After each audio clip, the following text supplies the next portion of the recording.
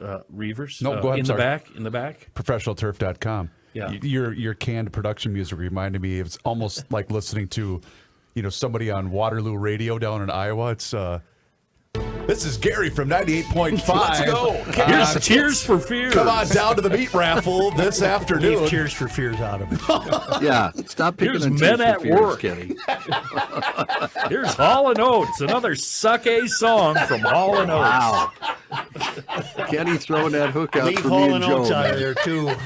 I'm not going to bite, John. Let's No, just me ignore neither. him. Whatever happened Okay. to John's house, or what was it called? Live at Daryl's house. Yeah, I don't know. That was a great show. I'm just going to say it. That was a fun show. That was. Yeah. Critics slam timing of Biden's Ministry of Truth to police the internet for disinformation.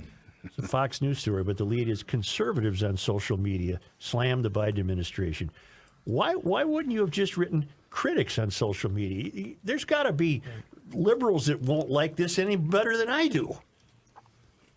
Conservatives on social media slammed the Biden administration after it was announced that a disinformation governance board is being established to combat disinformation in the 2022 midterms. Homeland Security Secretary Alejandro Mayorkas testified Wednesday that a disinformation governance board had recently been created, days after Tesla CEO Elon Musk purchased Twitter, to combat online disinformation, and will be led by the Undersecretary for Policy, Rob Silver's co-chair, with Principal Deputy General Counsel Jennifer Gaskill. So the government will determine what is true information.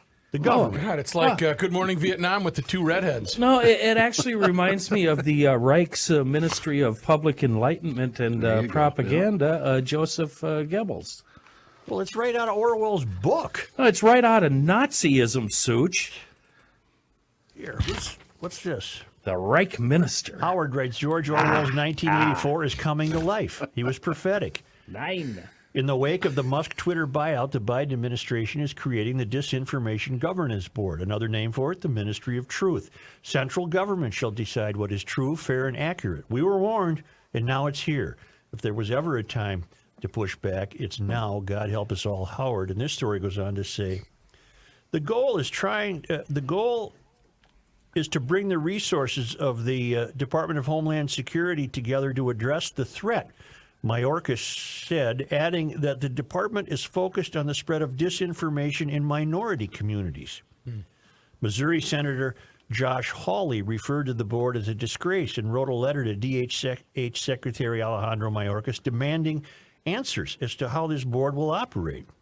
Is there anything more dystopian than a disinformation governance board run by the federal government? Florida Republican congressional candidate Dr. Willie J. Montague tweeted, adding in a later tweet that the board is Orwellian. They didn't need a disinformation governance board until Musk threatened their control over the narrative. Yep. Texas Republican Governor Congressman Troy Nehls retweeted.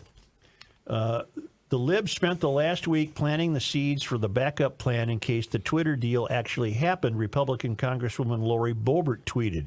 Today's news of a Biden-backed disinformation governance board is dystopian. They can't afford to let the truth be anything but what they say. Biden's disinformation governance board is a real-world ministry of truth, Daily Wire reporter Megan Basham tweeted. A conservative movement that doesn't fight this with everything it has isn't worthy of the name or even the name American. Politico reported that Nina Jankowicz, who previously served as disinformation fellow at the Wilson Center, will head the board as executive director. Jankowicz suggested during the 2020 presidential election that Hunter Biden's laptop, which has been verified by multiple media outlets, was a Russian influence op.